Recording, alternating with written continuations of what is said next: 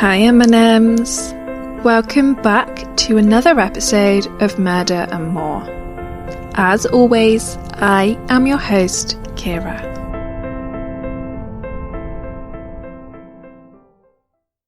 Wrongful convictions and miscarriages of justice occur when a person is convicted of a crime that they did not commit. Typically, it's not realised that the person is innocent until they've served a large portion of their sentence.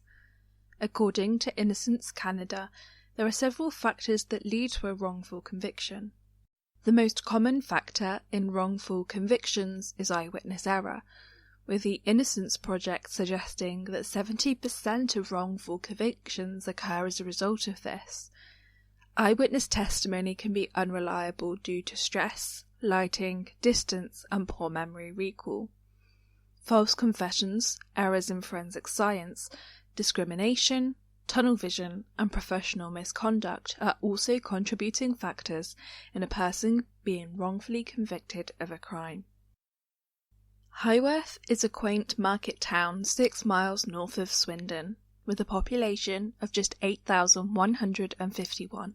The town is well known for its historic buildings and old town feel, with many Georgian houses. Linda Davies was just 18 years old when she met Glyn Rizal on a train in 1979. Glyn was embarking on a new career in the finance industry, and Linda was reading French at Reading University. The couple got married, had 4 children together, and lived in the historic, picturesque town of Highworth. The couple seemingly lived a happy life together, but this outward appearance of perfection would soon shatter when Linda began an affair with one of the builders they'd hired to build an extension on their house. One of her friends recalls this affair. Quote, "She had sex with him in the house. She would go upstairs with him while the children were downstairs. She was crazy about him." End quote. When Glyn found out about Linda's affair, he began a separate relationship of his own, and the couple split in August 2000. Linda, who had a long history of mental illness, also found another partner after the man she was having an affair with grew tired of their relationship. Linda was last seen by her children and boyfriend on the 19th of March 2002. As usual, she dropped the kids off at school, drove 7 miles from her home in Highworth to Old Walcott, parked on Alverscott Road, and walked half an hour to her job at Swindon College, where she worked as a student support assistant. However, that morning would be different to every other morning, as Linda never made it to work. Somewhere between Alverscott Road and Swindon College, Linda Rizal disappeared. Her phone was later found in an alleyway near to where her car was parked. At 1 a.m. on the 20th, 16 hours after Linda vanished, the police went to Glyn's house to question him about his whereabouts and to try and build a picture of Linda's background and life. Glyn informed the police that he went for a walk the morning Linda disappeared and retraced his route with them, pointing out where all the CCTV cameras were that would have spotted him that could give him an alibi. On this route, they found 3 CCTV cameras that they could potentially use. However, 2 of them weren't recording at the time, and the third wasn't seized in time and had unfortunately already been recorded over and lost forever. Any alibi Glyn had was beginning to fall apart. In April, they knew there were witnesses that were on a school trip at Lydiard Park. However, they weren't questioned until 3 months later, and unsurprisingly had no recollection of whether they saw Glyn that morning or not. A dog walker was also identified as a possible witness, but he wasn't followed up for an entire year, and predictably he also had no memory of that specific morning. With no witnesses, police focused on undertaking searches in an effort to locate Linda, including using divers, dogs, and heat-seeking equipment. They searched over 200 locations around Swindon, including areas Glyn was familiar with, but unfortunately came up completely empty. On the 17th of May, Glyn Rizal was charged with the murder of his wife, despite a body having not been located. In September 2002, Glyn pleaded not guilty to Linda's murder where a judge bailed him and adjourned his trial until the summer of 2003. The trial began in October 2003. The Crown prosecution contended that Glynn drove from his home in Swindon and abducted Linda on her way to work. However, Glynn claimed he had no idea what her routine was, and there are several reasons that this is probably the case. Firstly, Linda's routine always changed. Her hours varied between terms, and additionally the site she worked on would occasionally change too. Also, Linda had actually only recently started parking on Alvescott Road to save money on parking costs, as she was newly separated and needed the money to not only support herself and the kids, but also for the divorce proceedings. Finally, Glynn hadn't had any contact with Linda for 18 months before her disappearance, proving again he probably didn't know what her routine was. Police questioned Linda and Glynn's friends, Linda's colleagues and residents of Alvescott Road, and no one could confirm that Glynn knew where she parked, so this was a massive flaw in the prosecution's case against him. On the morning of Linda's disappearance, Glynn was meant to be going to France to collect some wine and cheese. However, the day before he pulled out because his solicitors needed his affidavit for court to get his bank accounts unfrozen, which Linda had requested be frozen several days before she went missing on Friday the 15th. Glynn's friends still went ahead and made the journey to France, however asked to take his car with them, as it was a people carrier, and much more spacious than the rest of their cars, meaning it had more room for all the wine. Glynn happily obliged and swapped cars with one of his friends, the car he was using on the day Linda disappeared. At 8:24 the morning Linda disappeared, Glynn received a call on his landline from his girlfriend. The call only lasted 1 minute and 43 seconds. However, it's known that on Tuesdays, Linda arrived at work between 9 a.m. and 9:15, meaning she needed to park on Alvescott Road at 8:50 to make it into work on time. From Glynn's house to where she was parked, depending on traffic, it could take anywhere from 15 to 20 minutes, potentially even longer. It's theorised that to give Glynn enough time to get through the traffic, park his car, and hide somewhere to wait to abduct Linda, he would have needed to leave his house at about 8:20, 4 minutes before the phone call with his girlfriend, which we know he answered. That call lasted just under 2 minutes, meaning he wasn't off the phone until at least 8:26. Factoring in several minutes to get his shoes and a coat on and get in the car, that only gave him between 20 and 22 minutes to get through traffic, which I know at 8 a.m. is horrendous through Swindon, park up and wait to see Linda. So I find it really difficult to believe that this was a plausible theory. There is also a report from one of Glynn's neighbours who saw his car parked on his drive at 9:30 when she went shopping, and again at 11 a.m. when she came home. Even though this is after Linda's abduction time, it only gave him 40 minutes to abduct Linda, murder her, and get back home. Again, this makes the theory completely implausible in my opinion. He would have had to have taken her somewhere to murder her, I assume hide the body somewhere, clean up, and get home. Again through traffic, and I refuse to believe that that all takes just 40 minutes. Now, let's go back to the CCTV from the walk he took that morning. One of the cameras was actually on the side of a police station, which police claim wasn't recording. There was no way that Glynn, a civilian, could have known this information. If Glynn had knowledge that the camera wasn't recording, he probably wouldn't have pointed it out if he knew it wasn't going to show him on the walk he claims he took. In addition to this, more than 20 CCTV tapes were seized along the route Glynn would have supposedly taken on his way to abduct his ex-wife. These pictures were heavily analysed and enhanced, and the car Glynn was driving that day was spotted on none of them. There is no way he would have been able to drive the entire route without getting caught on at least one of the CCTV cameras, proving again that the prosecution's theory was highly improbable.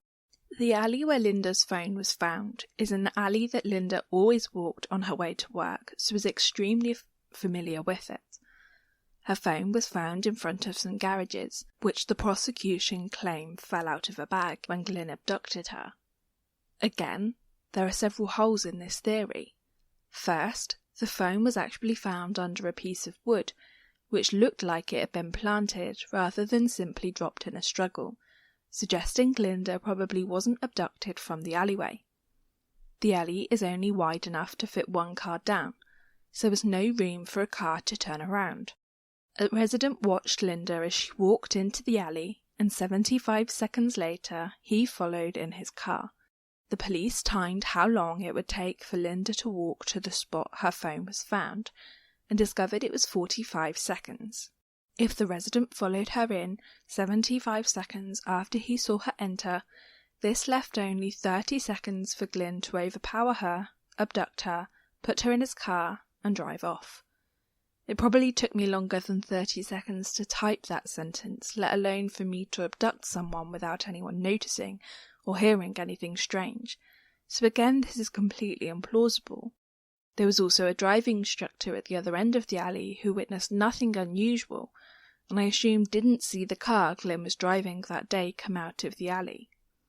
If there had have been a car down the alley when the resident entered after Linda, he would have seen it, as it would have either blocked him or he would have followed it out. There is a witness, however, who apparently saw Linda after she left the alley, walking quickly and looking rather upset, which would suggest she wasn't abducted in the alley at all. But that raises more questions than it answers. Why was her phone there if she'd made it out of the alley alive? Between the morning she went missing and the following day, Linda's phone received a vast number of calls, 43 to be exact, which is a completely plausible occurrence when someone goes missing. The interesting thing about these calls, though, is that on the day she went missing, a call was received at 10:17 p.m. This call registered on a mast a mile away from where her phone was found, a mast that didn't cover the alleyway, suggesting again her phone was planted almost as an afterthought rather than dropped during a struggle. Unfortunately, though, there isn't enough information to know where the rest of her calls registered and when it started registering close to the alley again to be able to determine what may have happened that day. The prosecution claimed that Glynn would receive a lot of money if Linda were to pass away. My first issue with this, if that was the case, why would he hide her body? If he needed for her to definitely be dead, surely he would have left her body either in the alley or somewhere where it would be found so he could claim all this money. In any case, he didn't actually stand to benefit from Linda's death anyway. Linda had changed her will in 2000 when she commenced the divorce proceedings so that everything she owned and all of her money would instead go to her children, not Glynn. Linda's life insurance also went to her kids. Both of these things Glynn knew about. This finding ruled out a financial motive for him to murder her. The prosecution had one main piece of evidence, specifically blood that was found in the car Glynn was driving at the time Linda disappeared. But there's a lot of questions around whether this blood was actually present at the forensic search or whether it had been planted. Scenes of crime officers, more commonly known as SOCO, apprehended the Renault Laguna and had it in their possession for 4 days, where it was heavily forensically analysed, however couldn't locate any physical evidence in the car. This meant that the day after Linda disappeared, there were no visible traces of blood in the car. The car was given back to the owner in complete disarray, who then cleaned it thoroughly inside and out. Again, he didn't notice any blood anywhere in the car. It wasn't until 7 days later, on the 28th of March, that police seized the car again, and this time found blood in the boot and on the footwell mat on the passenger side. It seems impossible to me that police could search the car for 4 days and find nothing, yet a week later found a bloodstain which, according to a forensic scientist, was large enough to be seen with the naked eye. Glynn's girlfriend got into the passenger seat the evening Linda disappeared, and placed her bag in the spot they found one of the bloodstains. They tested this bag and her shoes and found no traces of blood on them. There was also no forensic evidence linking Linda to the car, Glynn's clothes, or his house. As I assumed this would have been Glynn's first abduction and murder, it was almost inevitable that he was going to make some mistake, so the fact that Linda's hair, fingerprints, and DNA couldn't be found anywhere relating to Glynn, makes it highly improbable he had anything to do with her disappearance. Despite the surmounting amount of evidence that proved Glynn probably wasn't involved, in November of 2003, the jury found him guilty of Linda's murder and he was sentenced to life imprisonment. There are several theories surrounding Linda's disappearance. First is that a third party was involved. Whilst it isn't the prevalent theory, I still believe it may hold some credibility. 2 months before Linda went missing, in January 2002, a witness claimed they saw Linda in a pub car park in Swindon, kissing a man that didn't match her boyfriend's description, which raises the question as to whether there was another man in the picture, and her boyfriend found out about it. Her friends had already revealed that even though the couple had been together for a year at the time of her disappearance, Linda never saw the relationship as surviving long-term. Perhaps she was preparing to leave him, and he struggled to come to terms with this.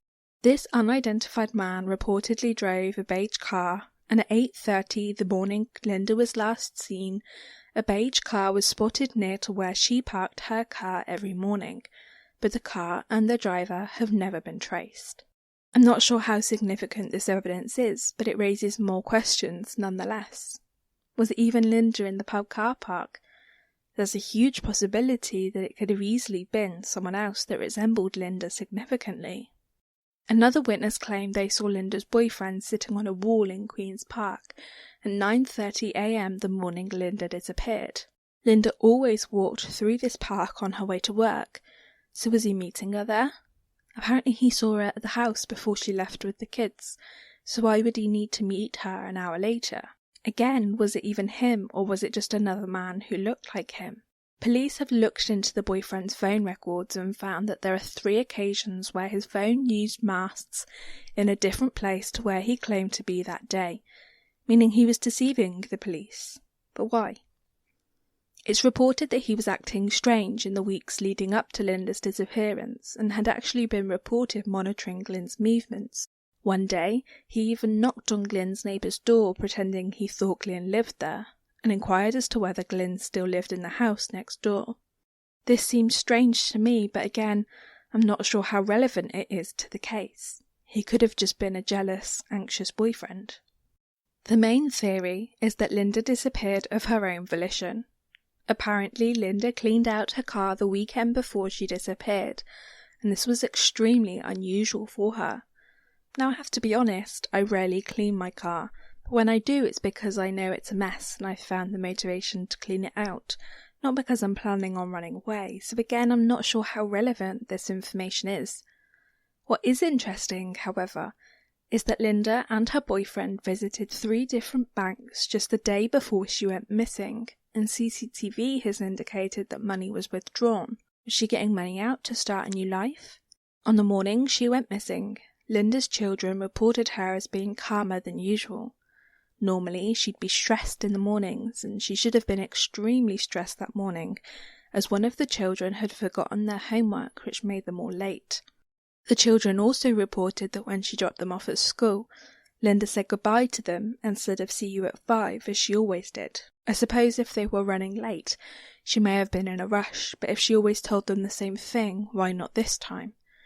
Was she genuinely saying goodbye because she knew she'd never see them again? But what mother ups and walks away from their kids?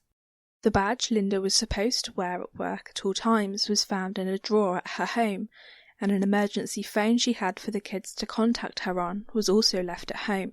I suppose there's an easy answer to this. They were running late, and it's highly possible she forgot these items. I know I forget things all the time when I'm leaving for work and have to run back into the house to get them, and I'm only getting myself ready, so it's highly plausible she simply forgot them. Now, there are several reasons Linda may have decided to run away. Firstly, she was having significant financial problems, being behind on paying her mortgage. Glyn's maintenance money had also stopped being paid as he'd been made redundant, so it was a significant issue for her. She was also having issues at work, apparently being confrontational and even having to be moved classes due to a clash with the tutor and the way she was behaving towards the students. Linda had suffered with mental health issues for a long time, with her children reporting she'd been a lot more emotional leading up to her disappearance. She was going through a long divorce and she was bitter towards the relationship her ex-husband had. She had several genuine reasons to just want to start all over again. I have a lot of feelings about this case. Part of me genuinely believes she just got tired of her life. She got tired of the divorce and the financial struggles and just left. There were several sightings of her in Weston-super-Mare and Wales, suggesting she's possibly still alive, or she just has a doppelganger. All the evidence, the planting of the phone, the poor mental health, the withdrawing of cash just the day before, even the manner in which she said goodbye to her kids, all makes me think that maybe she did just run away. There is also a part of me, however, and there always has been a part of me that thinks something sinister may have happened, but honestly, I'm struggling to make any of the evidence fit that picture. She was seen entering the alley. Why would she park her car and start heading towards work if she were planning on disappearing? Why wouldn't she just drive from the kids' school to wherever she was planning on going? But where along her route could she have disappeared? We've already concluded it probably wasn't the alleyway, but this was such a busy time of day with loads of people walking their kids to school and driving to work. I can't believe she was abducted in broad daylight without anyone witnessing it. I suppose it's possible she parked and started walking to make it look like she was going to work, and she was actually heading somewhere else entirely. The train station or a bus stop perhaps. If she had been planning this for a while, she may have been planning to make it look like she was abducted. Especially if she was bitter towards Glyn. Maybe either her alone or her and her boyfriend were planning on making it look like Glyn had murdered her. Is that why her boyfriend was supposedly tracking Glyn's movements in the weeks before she disappeared? I don't know, and I'm not sure if we will ever know the answers to any of these questions. I also can't find any information about where the boyfriend is now, which in part seems strange to me, but also he might just be lying low, which is probably a perfectly natural thing to want to do when you were one of the last people to see your girlfriend alive. A field in Highworth was recently cordoned off and searched at the start of 2019, and it was suggested it was linked to Linda's disappearance. Wiltshire police are continuing their search of a field close to where Linda Rizal was last seen in 2002. Forensic teams and sniffer dogs are working in a cordoned-off part of the field in Highworth after a tip-off from a member of the public. The mother of 4 went missing 17 years ago. Her husband, Glyn, was convicted of her murder, but a body has never been found. I haven't heard any information since this revelation, so I have to assume they didn't find anything, and it makes me wonder if we will ever find any new information with regards to Linda's location. If she simply ran away, she's doing a good job of hiding, and if she was murdered, I believe it's going to be a case of her remains being found incidentally, or unless someone confesses to her murder. If you have any information relating to Linda's disappearance, please contact Wiltshire Police on 101 or contact Crime Stoppers anonymously on 0800 555 111. Linda's family and friends deserve answers and deserve to finally be able to put this nearly 20-year-old mystery to bed. Linda and her loved ones deserve closure.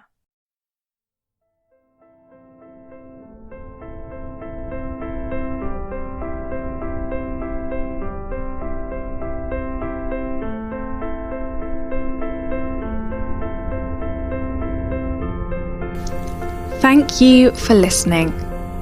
Don't forget to head over to Apple Podcasts to leave a rating and review, and Patreon to consider becoming a patron of Murder and More. To interact with us, you can follow us on Twitter and Tumblr at Murder and More, Instagram at Murder and More Pod, and Facebook at Murder and More Podcast. Have a great week, and I'll see you all next week for another episode.